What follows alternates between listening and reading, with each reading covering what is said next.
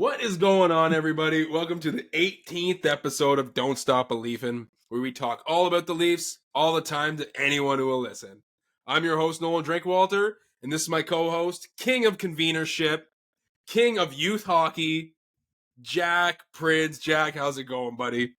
It's good, man. It's a good thing I counted you in there so you're right on time, eh? You wouldn't have been able to do it without my cues. I nailed it. I friggin' and nailed as it, buddy. people can see, because we're definitely not on YouTube yet. Yes. Those hand signals were coming in. Yeah. You could see my hand signals clearly. Well, now, they wouldn't be able to see it before the recording started. Yeah, that's true. That's a good point. Yeah. They'll see the 1 and the 0, though.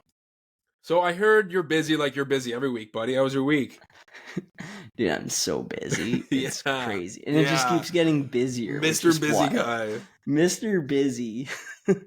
Like a bee, I'm so busy. Bzz, bzz. Nice. No. Okay, whatever, man. I was competing in a tournament up in Stony Creek for youth hockey. And so that was busy, 6 a.m. to 8:30 almost every day. Would you say it was successful? Friday. Yeah, went well. Yeah? Went very well. Met the one guy from Shoresy, who was one of the coaches. Which guy? Benino or something like the French guy, one of the French guys. Oh yeah? The guy with the dreads? No. Oh. No, that one would be pretty obvious. To who? I'm not there. I don't know. Anyway, so he was there, yeah, and it was good hockey. So, but long days for sure. Was it JJ? The guy from Shoresy? No, it wasn't JJ. No. I like that guy. Yeah. So it was good. Good time. Good hockey. Cool seeing. Were you able to watch a lot of games, or? I had to watch every game. Yeah, so I watched. Oh, you didn't have to do work while the games were on? Yeah, that was one of my jobs, was like watching the games and then also making sure the reffing was good. If the reffing was good, I had to go talk to them. If there was any fights, anything like that, I had to go down. I had to talk to coaches if coaches had a ruling, and also I had to go in the stands to make sure none of the parents were chirping. And were they? Yeah, well, it's youth hockey, of course they're chirping, but were the parents pretty bad? A lot of them are good, and then there's some. There's always some, right? There's always those outliers, eh? Yeah. So it was good. All in all, it was good weekend. It just kind of brings you back to when you're a youth, like when we're younger, and going to tournaments was just the most fun. You're posted up in a hotel playing mini sticks in the hall. So you were just dominating the mini sticks in the hall? No, I didn't do any of that. I didn't have time for that. But, it brought me back like those memories of when we did that, right? It was just hanging out at the rink, between games, you get to go to a restaurant with all your friends. And I always remember going to like something like Jake's restaurant. Yeah, like these places. And so it was cool seeing that again and seeing the kids living that fun that you used to have. Oh yeah. And now I'm on a totally different side of that. And you're like the guy smoking the cigarette being like, that used to be me. Don't grow up, kids. Eat your vegetables and you can be just like me. Well, that's pretty cool. That'd be fun. That'd be a lot of fun. That would bring back a shitload of memories. Yeah, cool experience for sure. Like if we have kids and finally have that, well, and we bring them to tournaments and stuff like that. Well, that was what I was kind of thinking about. Like a lot of these parents aren't that far off age-wise from us, especially if they had kids in their late 20s. So they were only like some of these parents were only 3 or 4 years older than me. Yeah. And I'm like, holy crap, just in such a different point of their lives than what we are. Oh yeah. Yeah. So it was cool. It was cool to see everything going on. Like instead of driving an Audi and living in a mansion, I'm just buying a house now, driving a Volkswagen, which I love. Hey man, still German. Yeah. Oh yeah. Nice. How was your weekend, dude? Did you still moving? How'd you know? No, actually went tobogganing on Sunday. Yeah. And didn't go down the hill. Didn't want to. I'm 31. I don't need to get hurt going down a toboggan hill anymore. Yeah. So I just helped people at top push with their kids and stuff like that, and then You just push went the out for a kids really potluck. hard. I didn't push the kids because the kids were like the kids had to go down with an adult. They were way too young. Oh, okay. Yeah. Even better. Just like send them on their own. Have fun. Good luck. Yeah. And then Saturday, mostly just air, like a nice, relaxing Saturday. Oh, and then we watched the Royal Rumble together Yeah. at night. Which is awesome. I love I was the Royal posted up in a Denny's. Rumble. That was pretty funny. Nice. A good Yeah. weekend. Yeah, so let's get on to the hockey talk. Mm-hmm. Our big old Leafs, they actually not a lot of games this week. They go 1-1, beat Edmonton in actually a great game, Mm-hmm. and then lose to Minnesota in a low event, boring hockey game. And a lot of big stories actually for a week that wasn't that big game wise. Right? Yeah, like we have our boys coming back. The boys are back in town. We got Boys are JT back in town. John Tavares. Yep. Matthew Nyes is back. Nyes and is Pat back. Chiaretti also back. He came back in the Minnesota game. Yep. The three big boys. Yeah. 3 pieces of our top 6. It's literally half of our top 6 is back. They filled some gaps that need to be filling. Holy crap. No longer is Holmberg on the second line. He's down to the fourth. And on the wing. Thank goodness. Yeah. I love every Leaf. I love watching the Leafs play. But no offense to Holmberg, he was not a second liner. No. And nor did he probably want to play there at this point. It's like, what am I doing here? What am I doing out here? It's like the meme where it's like, when you lie on your resume. Yeah, I'm a second liner. Gets out there. Oh, God, I'm way out of my element. Oh, my God, I'm playing with Nylander? Nylander's just chucking his sauce. Like, how do you do that? Oh, you just get it, shoot it out of into the crowd. Out of the like, I don't know what to do with that. Get me off the ice, coach. Yeah, change. But man, was their impact felt right away. Oh yeah. JT on like his first 3 shifts gets an assist, a big assist to start the scoring in the game. Yeah. And Nyes on the first power play, because the power play wasn't good in Minnesota or Ottawa. Yeah. Gets the first power play goal in 3 games. Net front presence, baby. Yeah. And they were talking about that because when it was McMahon, Matthews, and Marner, the line, McMahon, I don't know he just doesn't seem more of a net front presence, or I thought he was a corner guy, but he isn't really retrieving pucks the way you'd want a first liner to do so, or someone to do that for the first line. I don't think he does that well enough to do it against top defensemen in the league. I think he can do that against the third line defensive and second line defensive guys. But I guess you got to think of how good the first line defensemen are. You play against Quinn Hughes and Carr and these guys. Like, good luck trying to forecheck them and hem them in, right? Yeah. They're just so good, mobile, that it's hard to get them. And you have to be a very special player to be able to do that role. I think Nyes does a phenomenal job for being so young in the league to do that. And the dude is big, man. I can't believe how much weight he gained like in the offseason. He's so strong. He is going to be a weapon when he hits his prime. Like, I think he will easily be 60 to 80 points playing with Matthews and Marner. Can we afford him? Well, I don't know.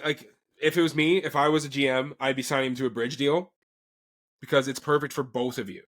Yeah.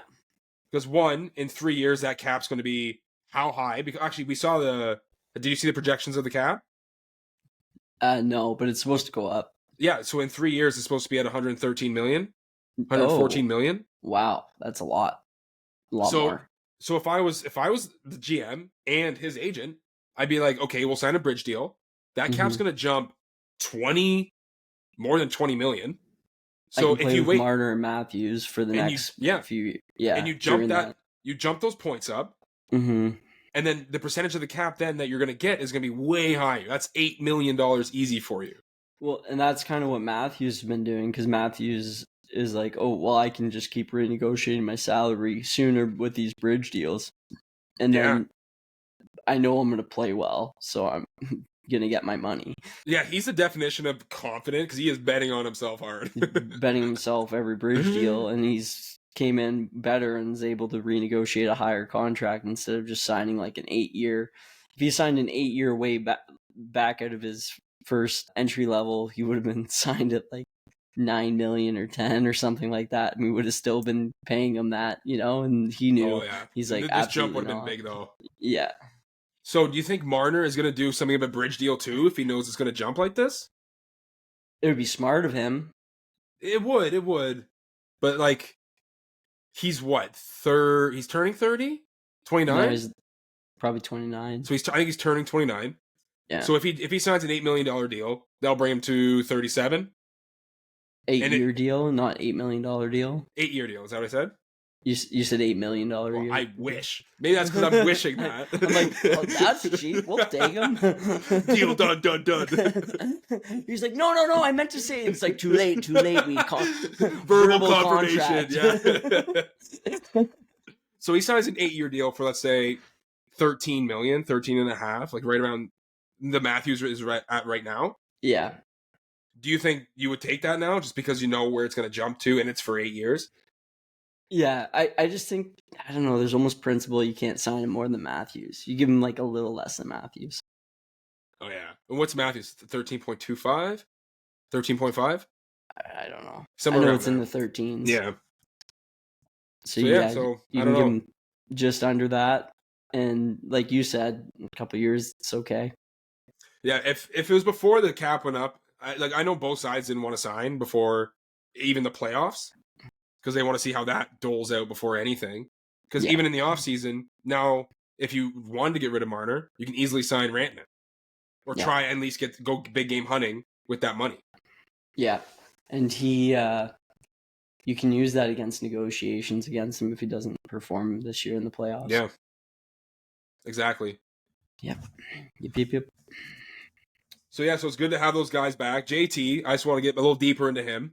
He was able to get that assist with Nylander. Beautiful pass, by the way, off the boards. Mm-hmm. And that's what Nylander needs, though. Like with Patches and JT back, those guys are the puck retrievers in the zone. Yeah. And Nylander's able to float a little more to those soft areas and open up a bit. And so he's able to get that shot off. Yeah. And because like in that first period of the Oilers game, he had like he gets breakaways all the time.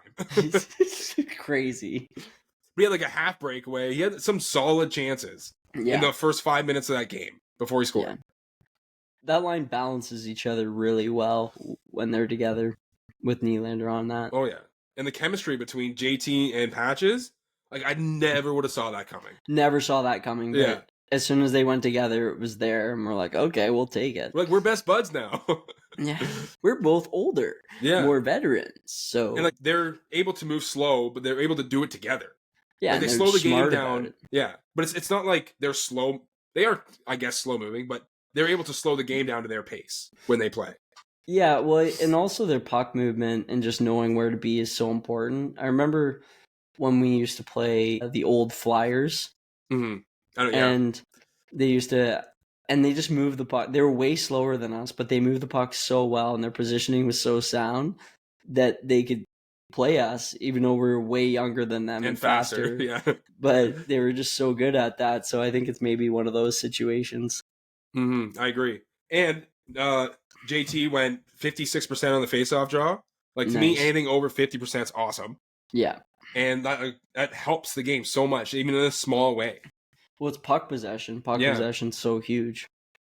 And on the power play, you have that back where you have that guy winning the faceoffs. And it doesn't have to be Matthews taking the faceoff. Yeah. Yeah.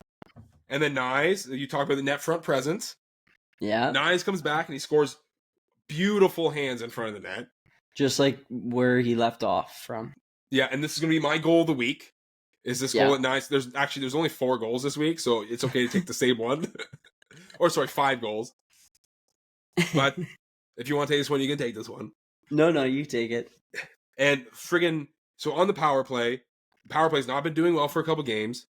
They haven't scored in a couple games, and Austin Matthews just put a soft puck on the net because he knows that Matthew Nyes is alone in front.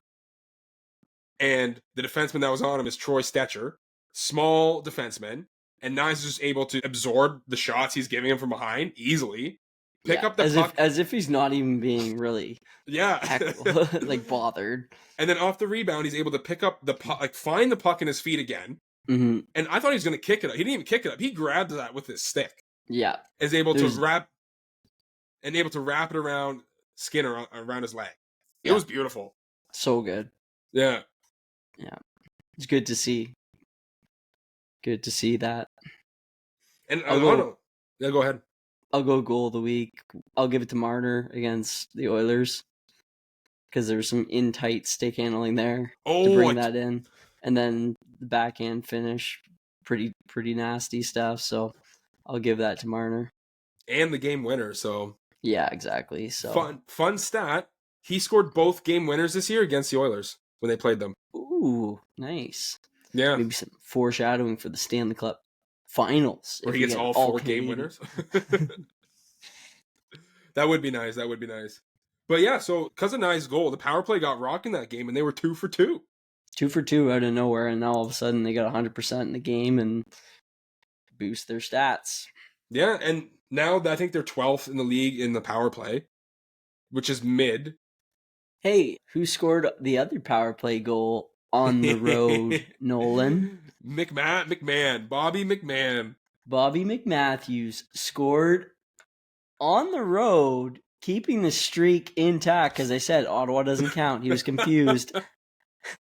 Streak is still alive, Nolan.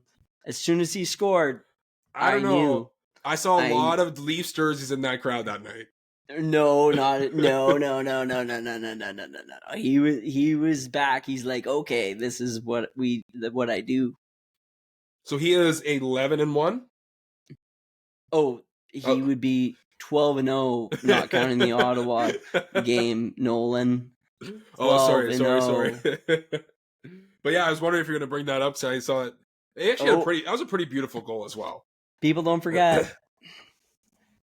So, and then Wall, this is the third guy I wanted to shine the light on. Oh my gosh. Has been bringing it all of New Year, I think. Maybe a couple bad games. I don't know. He has the third most starts in the league since January 1st, behind Hellebuck, and I don't remember the other goalie, but third, which is 11 starts since the start of the year. Yeah. Beautiful to see that. Busy guy. Not just that he's not made of glass and tissue. Yep. Like everybody's saying, he's an injury-prone goalie. Nolan, don't jinx it, man. I'm a jinxer.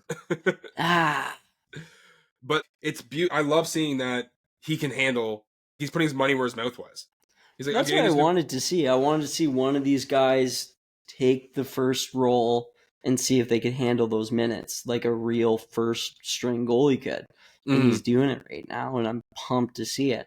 The athleticism in the saves he's been making, they mentioned it between periods. They said there's probably only 5 goalies in the league maybe that can make these stops athletic-wise and explosiveness, and he's one of them. So that puts him in a very elite category of goalies making some saves going left to right. And next year, he's only $3.6 million? Yeah. That's a steal. Yeah. Especially if he's looking amazing. He's staying healthy. Yeah. And he's showing us why he should be one of the starters or the starter. Yeah. And it's going to be a cool thing when Stolarz gets back, if he can return to form and we got both these guys firing like this. Because that means on the nights, back-to-back nights, good luck. Oh, yeah. Beating these guys. And he actually might be starting tonight against Calgary. Ooh, Anthony Stolarz. Because nice. He was in one net and Murray was in the other. Wall was taking the day off. Ooh. Yeah. Ooh. So it might be a Stolarz start tonight. But yeah, so he's putting the injury stuff to bed. This week he posted a 928 save percentage, which is beautiful. He faced 48 shots against the Oilers, stopping 45 of them. And he might have had another Saudi. Who knows? Yeah. Saudi means save of the year, Jack. Oh, I thought you were talking about the Emirates and, Saudi Arabia. Oh, Saudi. You're the one who came up with the Saudi in the first place. Yeah, it's been a while. SOTY, Saudi. Yeah, it's been a while. But honestly, like in that game, he made, I want to say like 6-10 bell saves in the Edmonton game. He made so many. I was watching the highlight pack after just to watch, and I was like, "Oh, they're gonna score here," and then he just saved it. I'm like, "How did he do that?" Oh yeah. Took a lot of what I thought were sure shot goals away. Mm-hmm. Yeah. I loved it. And so yeah, the save of the year candidate. Did you see the one against Corey Perry? Do you think that would have been a goal if he didn't stop it? Like it was the timing. You mean Scory Perry? What a rat, man! Yeah, yeah. Like there was, Yeah, that was incredible at the time of the game too. I don't know. Do you think if that went in, they would have counted? Like there was enough time for that to go in? Oh, absolutely. Yeah. They did the analysts after. Oh, really? They said there's this much time left in the game when it like the whistle got blown almost. Oh, what a beautiful save! Yeah. Holy man! So yeah, another save of the year candidate. This guy's making. We have multiple now that we talked about. Multiple Saudi awards. Oh yeah. So I just want to shine a light on him because he's been fantastic. Yeah. And even when because these last games, the Leafs have been losing like 2-1, 3-1, and with an empty netter, and he's like keeping them in these games. I know. Yeah, and he's making saves that to keep them in these games and keep them close. Which, if there was another goalie in that, I don't think these games would be that close. No, I don't think so either. So is he clear-cut player of the week? Yeah, I have him for player of the week. Yeah, me too. Or the two games, yeah.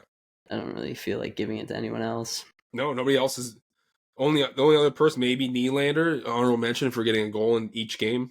But even he doesn't look that good. Yeah. Like not as elite as he should be. Exactly. Yep. So I'm good with that. Good for you, Wall. Awesome. So speaking of all the saves you had to make, this is the next thing I want to talk. We should start applauding for the people that. I'm just kidding. You want to keep? I'm good. Okay. Unless people tell us to start clapping, I'm not clapping. Hey, maybe if I get good at this, we can do like the cheering button where you just like press a button and it like adds the audible cheer. Are you gonna get a soundboard for us? Don't give me. That'd be way too much fun, and it'd probably get really annoying real quick for our listeners. It'd be like 30 minutes of that out of the podcast. It'd be like on those radio broadcasts on The Simpsons and stuff, where it's like cheering. Then in the morning, it's like woo, and then the toilet flushing. And You're on with Wiener and the Mud. Yeah. But yeah, the next thing I want to talk about was the low event hockey that the Leafs have been playing. And one, how much they're sacrificing the offense lately for the defense. Yeah, it was very apparent in the Minnesota game. Yeah, the Ottawa game as well. Yeah. And the Minnesota game, which I don't like, is if you're going to play this style of hockey, yes, it's boring as shit. But if you're going to play this boring as shit hockey, win the fucking game. Win. Yeah. And if you're not winning the game, why not switch that to an all-offensive game? Go back to Keefe style. Yeah. Just let them loose. But like they don't seem to be ramping up when they're behind. Yeah. And I don't understand why they're not ramping up. Like in that third period, why you're not having the defense pinch, playing a more cheating style of hockey when you have to do that. Yeah, and playing more free and less structured just to kind of mix it up, because you got to look different coming into the zone and doing offensive formations, and if you have to give up a little bit defensive structure, then you do it. But yeah, I don't know. They're pretty keen on this defensive structure that Berube is enforcing, even if they're losing, and I don't know if that's because he wants them not to develop bad habits throughout the season, because if you kind of let it loose, then it's like, who's to say when we're playing our good defensive structure versus when, we can just let it go at certain points of the game. I think he just wants to have very consistent hockey so that when come playoff time, they're so good defensive structured. Yeah. But I was wondering that too, like hammer it into them. Yeah. That's because it's the first year they're doing this style. Just like when in semi-pro, when they ran the puke. Oh, yeah. They just kept doing it over and over. And then he's like, well, you can do it in your sleep. without a Yeah. bomb. Oh yeah. Yeah, exactly. So, But yeah, so I understand like if you want to drill into them, but you can't sacrifice all the offense for this. Like there has to be a specific balance for this, right? at this point, I think It's he is the more concerned about drilling it in than fair. getting some offense, and I'm okay with it because come playoffs, And in the it's kind Edmonton of game, that first period, explosion of offense. And from there they tried to park the bus, which is a yeah. term for basically locking it down defensively. In the Mm-hmm. zone and keeping the house clear, basically being Metapod and Harden and having nobody and just playing all defense, no offense. That's what I saw, anyways. Why is it called parking the bus and not parking a car or parking it? The term came from soccer, a coach who would, and he coined the term parking the bus. I don't really understand why he made that term, but that's just where it comes from. Interesting. Yeah. I didn't know you'd actually know the background to that. I don't know it well enough, though. But yeah, so I like sometimes I don't know if they're good enough to park the bus. Like, yeah, they won that game, but they gave up almost 50 shots. There were a lot Well, of high danger scoring chances. If it wasn't for John Klingberg going offside, it would have been a tie game and would have went to good old overtime. John Klingberg. Nice. Looks like he's still playing for our team. As you said, are they good enough to park the bus? Yes, they are. Because this is the first year that when they're going into the third period with a lead, they're almost undefeated. I And think that's they like are. they have over 14 wins in that. So yeah, they can park the bus if they're gonna finish off games like they have been this year. True. And how much of the game, because it's It's 3-0 just we're after the we're too PTSD from old Leafs teams yeah. that we don't like it. And Edmonton is a top tier team too. Yeah. They are probably at least going to the semifinals. Look at their offense. Yeah. If we can park the bus against that offense, then we can park the bus against anyone. And like a lot of people say, Edmonton destroyed us, outplayed us that game. And the first was all Leafs, obviously. But do you think that's more score effects? As in, because we have this lead, we're not going to obviously do as much offensive stuff, so it's going to look like we're being outplayed. Yeah, it could easily be that. So that's what I was wondering, because man, those last two periods, it was all Oilers. Yeah, but it shows Toronto's defensive prowess to be able to let them play that style and not give up as much. True. And it does against suck. one of the highest offenses with McDavid and Draisaitl. Oh yeah, one of the best power plays too. Yeah, And they went 0 for 2. Yeah, we shut it down. And we went 2 for 2. Yeah, that's crazy. There were again, I don't like talking about the refs, but there were a couple calls in that game. Sorry, non-calls in that game that really bugged me. One was Patches. He was chasing down Leon Draisaitl or Connor McDavid, whatever one. They're both fast. And Corey Perry was coming across the blue line, straddling it while the guy was coming in, and he clips Patches real well, good. And I'm like, how is that not an interference call? I don't care if he's not trying to do it or it's an accident. You can't just clearly knock someone out of the way of someone they're chasing down, even if it's an accident. I've seen that be called millions of times. And because it was a close game and because they both already had 2 penalties each, you're not going to call that?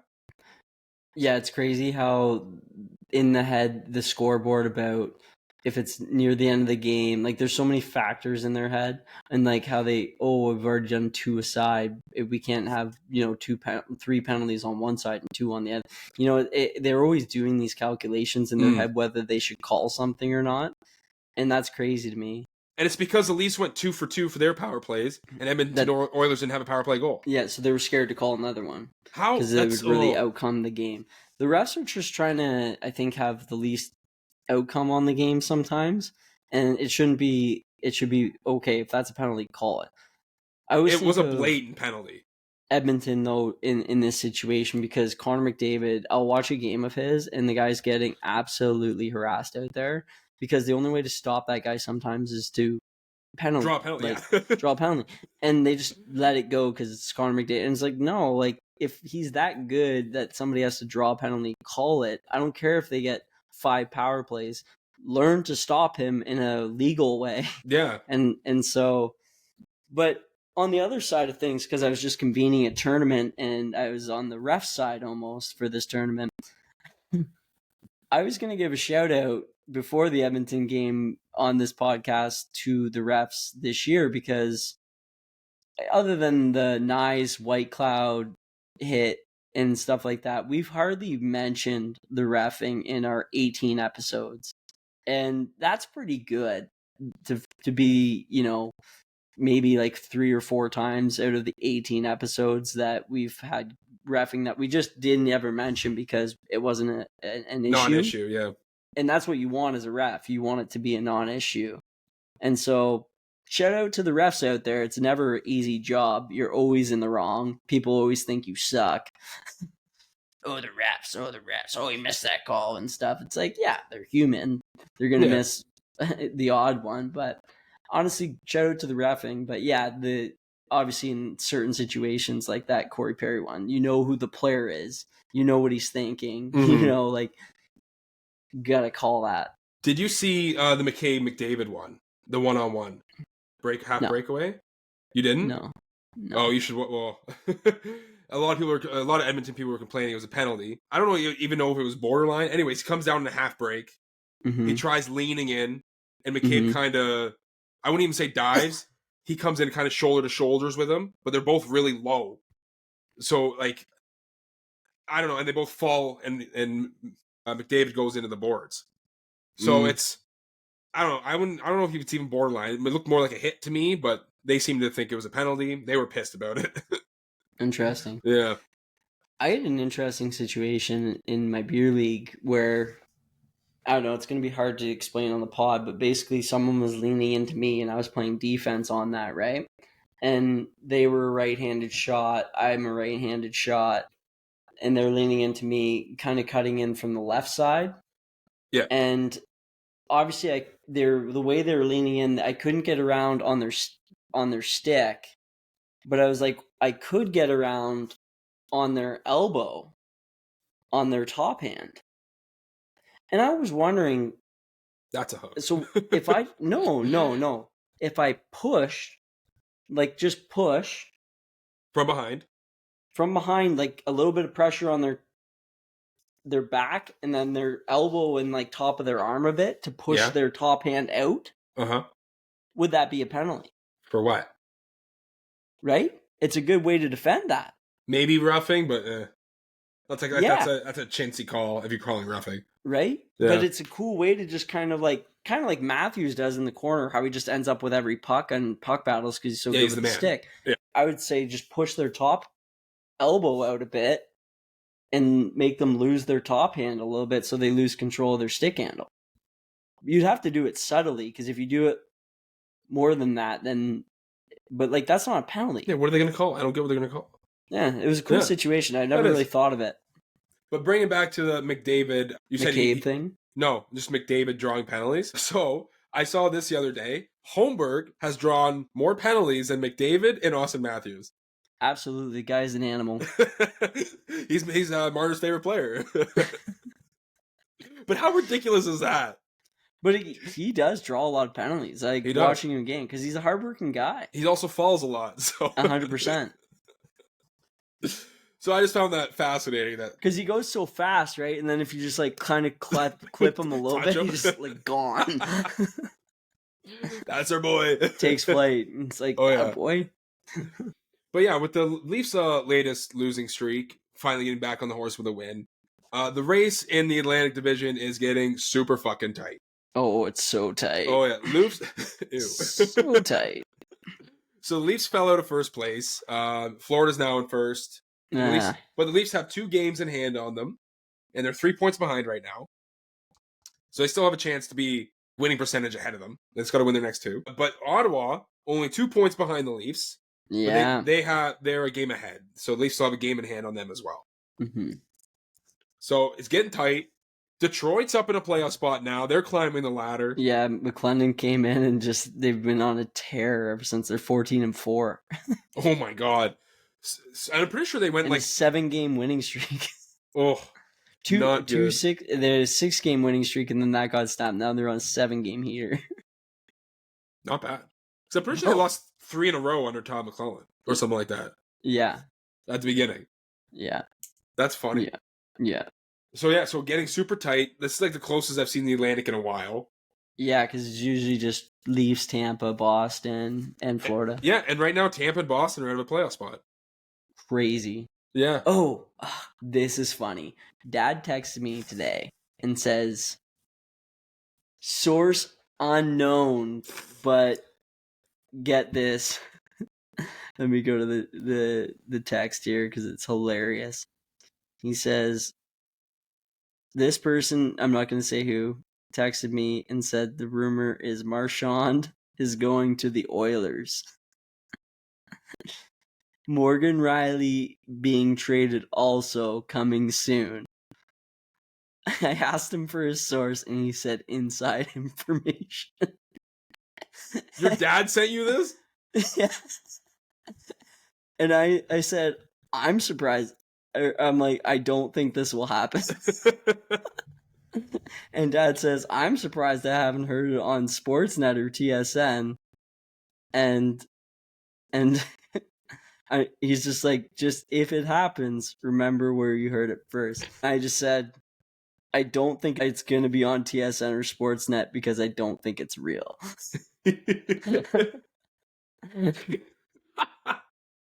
That is funny. If that comes true, that's it.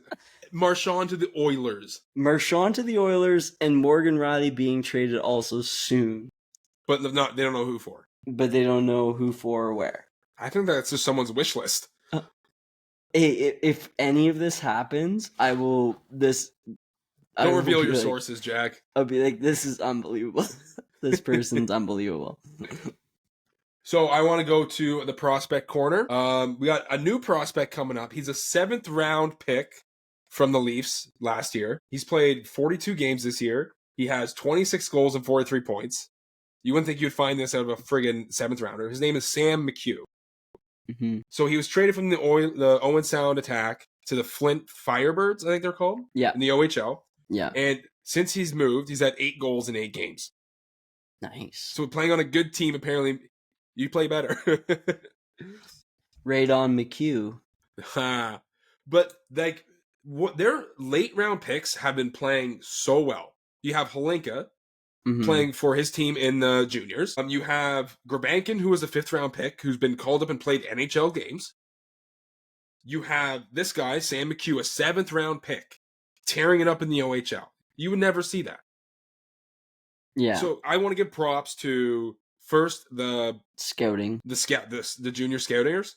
They are amazing, man. If they can find these diamonds in the rough, and if this guy plays even one NHL game, that is a huge win. Yeah, and it goes back to I guess how much the Leafs have support wise. You know, they have so many people on their payroll and depth and scouting and stuff that other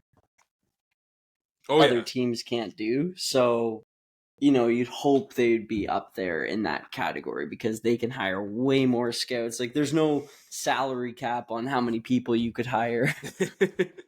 They have a lot of money to spend. They might as well spend it. Yeah. So it's good to see that like they're actually taking the proper routes.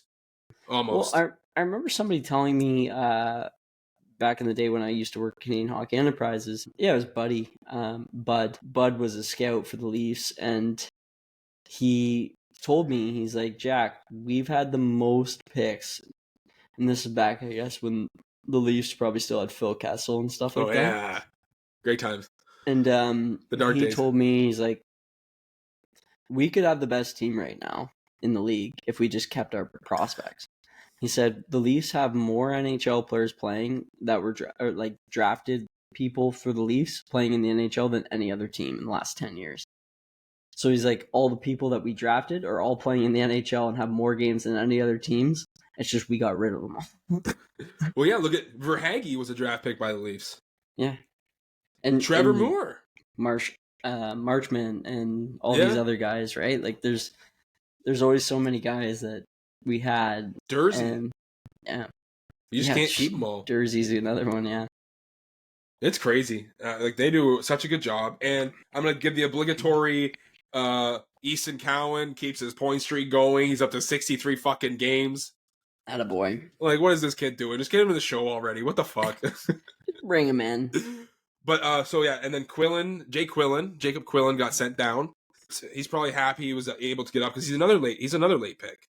Mm-hmm. He's another late round pick. So him being able to play an NHL game, I know he didn't look amazing out there, but he was able to play a game, and he's able to play in the AHL. He looks good, and in years, if he develops properly, he might be another player on the third, fourth line. Yeah, or trade away and playing the first line somewhere else. Which is what you need for depth. You need draft picks filling in those third and fourth line spots on low contracts that you've developed in order to do well. Even Nyes, it was a second round pick for the Leafs. That's insane. The fact that they snuck him at second round is unbelievable. Like they must have saw a lot of potential in him, and knew what they could make him into, like a power forward. Because that's exactly the hole that needed to be filled when Hyman left. Yes. And speaking of Hyman scoring a goal against the frickin' Leafs, always. Death, taxes, and ex-Leafs scoring against the Leafs. Thank God John Klingberg didn't score. Man, I was really like, if this happens, I'm gonna lose it. Yeah. And Grbankin, watching him, I was like, oh, I'm glad we let him go. Really? Yeah. I like him. I wish he was still in the team. Up. Another number 18 that we let go. I don't like it. Let him cook. Yeah, let him cook. And then Grbankin, he was called up, never got to play a game, then he's sent back down too now. But he must have been happy with the paycheck he was getting when he was up. So. Oh, I'd say forecheck, backcheck, paycheck. Oh yeah. And then plus, like, the boys probably love bringing him up because he probably just a vibe around the room. Do we have any other Russians on the team? No, which is surprising because Leafs usually full of Russians. Yeah.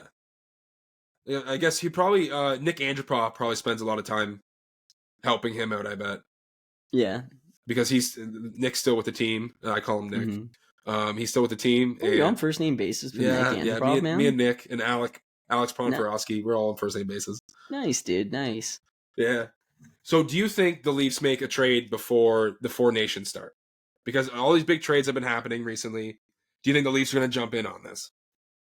I heard from a guy at work today. He's like, apparently they are. Look at all these sources you have, man. All these sources. He's like, hey, apparently the Leafs, he said word for word, are going to make a move before Four Nations. Who told him? I have no clue. Well, if they do, he's our new insider. We're just going to keep asking him questions. Both of these people, if any of this stuff happens, we got some insiders that nobody else knows about. Sportsnet or like SportsCenter like quoting our podcast because we were the ones to break these trades. There's actually a podcast called "Don't Stop Believing." It has 4 views. They do this thing called Trade Corner. They just throw the most absolute, but they've been right a few times. Nobody saw it coming except them. Yeah. Oh man. So with the lineup back to normal now, because like we're talking about the trade before the Four Nations. Patch is back on the second with JT and Nylander. Nye's back up on the first. The third line being McMahon, Domi, and Robertson. I saw them get hemmed in a lot against Edmonton. So you see the problem that needs to be fixed. They need that third line center. They need that third line center. It just makes them so much more depth. And also being able to be defensive against top lines in the playoffs, not getting hemmed in, because that will kill you in the playoffs. Oh yeah. And what I'd want to slide Domi over to the right wing, grab a two-way center, that has some scoring ability. Ryan O'Reilly, Lawton, Gord. Yanni Gord's injured, and he might not be back for playoffs. Yeah, I didn't really like him anyway. Okay, so he's out. I like Lawton or Ryan O'Reilly. And there's one other person in the mix there. I forget who it was. Brock Nielsen? Yeah, that's it. But he has a scoring touch, too. Yeah. So I don't know. I think he's going to be too expensive. for the Leafs. I want Lawton. I think it's going to be Lawton just because I feel like he's older. I think he's 30, 31. He's more of a third line grinder guy. It seems right up Bruba's alley. So does O'Reilly though, but I think he's going to be too expensive too. Price tag's high. Yeah, especially because they're probably going to need retention. Do you think you give away Robertson in that? Oh, he's gone. I think he's going to be a throw-in. Like I don't think he has enough. I don't think we're re-signing him. I don't think we're re-signing him, but I also don't think he's like going to be traded. There's no trade. What's the word I'm looking for here? Bait. Yeah. He's not going to get anything big if he's traded. Yeah. So he's going to be a throw-in. Yeah. Which sucks. Yeah. Like I don't. Like he plays so friggin' hard, man. But yeah, I don't know. He just hasn't figured it out yet. Yeah. As well as we thought. We thought it was so promising at the start of the year and the preseason. It's like, oh, he's finally figured it out. And it was a 1-year deal, right? So it was a 1-year deal. I wouldn't re-sign him if I was a Leafs. So Well, it's just at this point we have too many forwards in this situation, and we need a different role of forwards. And not just that, he's probably gonna be worth more. And if we have Easton Cowan coming up, Minton coming up, we can fill that role with someone cheaper, and who knows, maybe even better. Exactly. Yeah. So, and the last thing I want to talk about is us being at the game. Me and Jack went to the Minnesota game. It was probably the second most boring game I've watched, next to the Vancouver game we went to when they lost 3-0. Ever since I started wearing my jersey, games have been really boring. Jack's Matthews jersey has been banned from being worn to that arena from now on. With me, anyways. I think we can break the streak if I just keep riding it out. That's not how it works. Because at least when I go to these games, because I have the jersey on, I'm putting money on the other team, so I'm at least winning money. I've been winning a lot of money. Yeah, I don't like that at all. I'd rather the Leafs win than you win money. Yeah, but eventually I'm hoping that I don't win money and that the jersey thing gets broken so that I can still wear that jersey. You see that too? Yeah. The plane in the background? Yeah. That was wild. I was like, is that a firefly? Yeah. In the middle of winter? Yeah. That's weird. But yeah, so it's just, we haven't been, back-to-back losses. We haven't been doing well in the Leafs game. Jack has a 3-game loss streak going on because of that freaking Matthews jersey. Yeah, since the new year, and I got the Matthews jersey. And they lost the Marlies game you went to as well. Yeah. So it's 4 in a row. But I wasn't wearing the jersey for that. You still have the jersey. We have to burn it, I think. Release the juju into the air. That's what some people have been saying, but I don't know if I can do that. No, I wouldn't. I'm just kidding about that. But how about, I've seen 5 Leaf games this year, and I never thought that was possible for myself in my lifetime to see 5 Leaf games in a year. So yeah, you're one lucky duck, brother. Yeah, and you talk to some people from outside of Toronto, even people inside Toronto, like just to even go to one game is a big deal. Like ever, yeah. Ever. And there's some people that have never been, or they've went and it's like, oh, this is my first Leaf game, and they're, old. And this is like a big deal for them. And here I am going 5 times a year. So that's, didn't think I'd be at this point in my life, but look at me just crushing it. All right, yeah, brag about. We should throw a contest for our listeners. If you want to go to a one Leafs game, we'll give one away. I feel so successful that I go to 5 Leaf games. I'm like, I made it in life. I really did. You're not going to comment on my contest thing? What did you say? That you want a lucky listener going to one of the games? One of our games. We're going to give them a ticket. We're going to just give the tickets away? If they win the contest, yeah. What, like 2 tickets? They get to go with one of us. Yeah, that's fun. I almost did that the other day. Oh yeah, with the customers tickets they gave me. Yeah. Yeah, I was going to be like, one of the podcast listeners do the contest, and you can go to a Leaf game with Jack. Just like a negative responses. Everybody stops listening. The 3 listeners we have stop listening. Yeah. Oh yeah.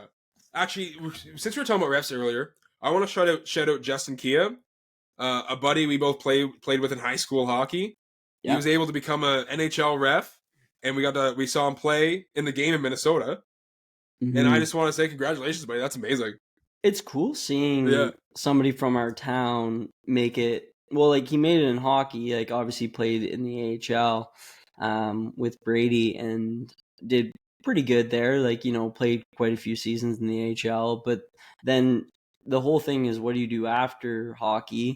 And he's made quite a transition to go all that high up in reffing, and now he's reffing NHL games. Is pretty cool because Oh yeah. not only are you looking like, oh my god, these are the NHL, it's like, oh my god, there's a guy from our town reffing. And to tell all the superstars what to do. Yeah, and he's a big dude, so he's breaking up fights, Oh getting in yeah. there and stuff. So yeah, good for him. It's cool to see. Yeah, so shout out Justin Kia Yeah, buddy. From Woodville. from Woodville, Ontario, where they keep the power. They hold So, all the power. oh yeah. So if you listen to us this long, thank you for listening to me and Jack rant on about the Leafs. And for the week ahead, I want you to play hard and have fun. Play hard, have fun.